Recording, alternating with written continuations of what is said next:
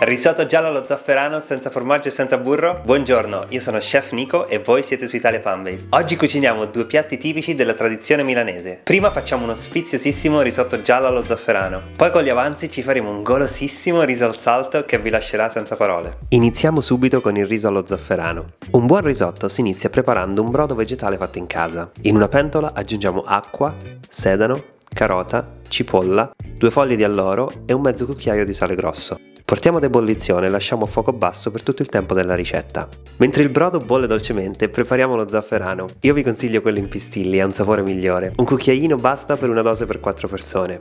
Lo mettiamo in un pentolino con dell'acqua, scaldiamo a fuoco basso e facciamo colorare l'acqua per 2 o 3 minuti girando un po'. Non facciamo bollire l'acqua, altrimenti lo zafferano si rovina. Adesso iniziamo con il riso. Carnaroli, arborio, vialone nano, roma e baldo sono i migliori per fare un buon risotto. Lo facciamo tostare per 2 o 3 minuti in una padella a secco, con fiamma media e mescolando continuamente. La tostatura a secco produce un risultato migliore e più leggero rispetto a quella nel classico soffritto. Quando il riso è bello caldo lo travasiamo in una ciotola, poi nella stessa padella facciamo appassire la cipolla tritata molto finemente con un mestolo di brodo. Anche in questo passaggio evitiamo l'olio, non ce n'è veramente bisogno. Quando la cipolla è bella appassita e lucida aggiungiamo il riso girando velocemente, dandogli una seconda tostata. Poi quando la padella si asciuga aggiungiamo il vino bianco e facciamo sfumare. In questo modo diamo un po' di acidità a questo piatto per esaltarne i sapori. Mescoliamo bene, poi quando sentiamo che l'aroma dell'alcol è evaporato aggiungiamo 2 mestoli di brodo vegetale e continuiamo a mescolare. Continuiamo così, aggiungendo 2 mestoli di brodo alla volta quando il riso si asciuga e mescolando quasi per tutto il tempo. Poi quando siamo a metà cottura, dopo circa 7 minuti, aggiungiamo l'acqua colorata dello zafferano con tutti i suoi pistilli. Il riso si colorerà subito di un bellissimo giallo acceso, guardate che bello. Continuiamo a mescolare e ad aggiungere brodo un po' alla volta fino a quando il riso è al dente. Poi tiriamo via dal fuoco, lasciamo riposare per circa 30 secondi ed iniziamo a mantecare. A questo punto, se siete stati bravi, avrete già un risotto cremosissimo prima di mantecarlo. A volte però non sempre si ottiene la desiderata cremosità del risotto, quindi tradizionalmente molti chef aggiungono burro e parmigiano. Noi però vi svegliamo un trucchetto vegano. Provate ad aggiungere un cucchiaino di amido di mais prima di spegnere il fuoco. In fondo la cremosità del riso è data dall'amido, quindi aggiungendo un pochettino di amido di mais o amido di riso aggiungiamo tanta cremosità senza dover ricorrere a burro e formaggio. Quindi per mantecare questo risotto allo zafferano aggiungiamo olio extravergine di oliva di ottima qualità e un cucchiaio e mezzo di lievito alimentare in scaglie. Giriamo bene per quasi 2 minuti fino a che tutti gli ingredienti sono ben amalgamati. Ora siamo pronti per servire il risotto all'onda senza schiacciarlo sul piatto. Impiattiamo con un mestolo e al massimo diamo qualche colpettino sul fondo del piatto per far espandere il riso, ma senza schiacciarlo. Guardate che spettacolo di risotto, dal colore giallo acceso e con una cremosità che vi farà venire voglia di mangiarvelo tutto e di leccare il piatto.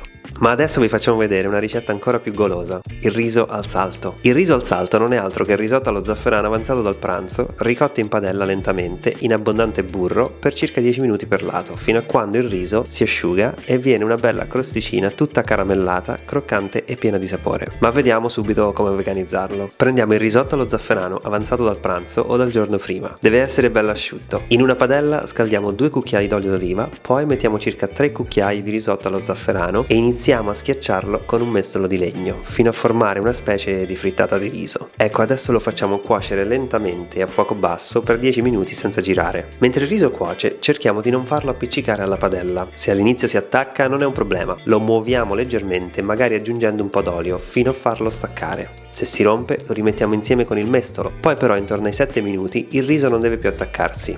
A questo punto lo muoviamo di tanto in tanto nella padella per fare in modo che non si attacchi. Dopo 10 minuti di cottura lenta possiamo girarlo proprio come una frittata, ma dobbiamo stare attenti. L'olio caldo potrebbe colarci sul braccio, quindi io vi consiglio di farlo scolare su un piatto prima di girarlo completamente. A questo punto lo rimettiamo nella padella con altri 2 cucchiai d'olio e via per altri 8-10 minuti, fino a quando si crea una bella crosta croccantissima e piena di sapore. Muoviamo la padella frequentemente per fare in modo che il riso non si attacchi, poi quando vediamo che i bordi della frittata di riso si imbruniscono, possiamo girarlo su un piatto e servirlo. Questo riso è di una bontà unica, un piatto poco conosciuto che è facilissimo da fare e che piacerà veramente a tutti. Noi consigliamo di servirlo a spicchi e gustarlo come antipasto, ma a Milano c'è chi se lo mangia tutto in un colpo solo, quindi fate voi. Bene, se il video vi è piaciuto, allora cliccate like o lasciateci un commento. Poi come sempre ci fa molto piacere se vi iscrivete al canale o venite a trovarci su Instagram. Allora buon appetito e alla prossima ricetta!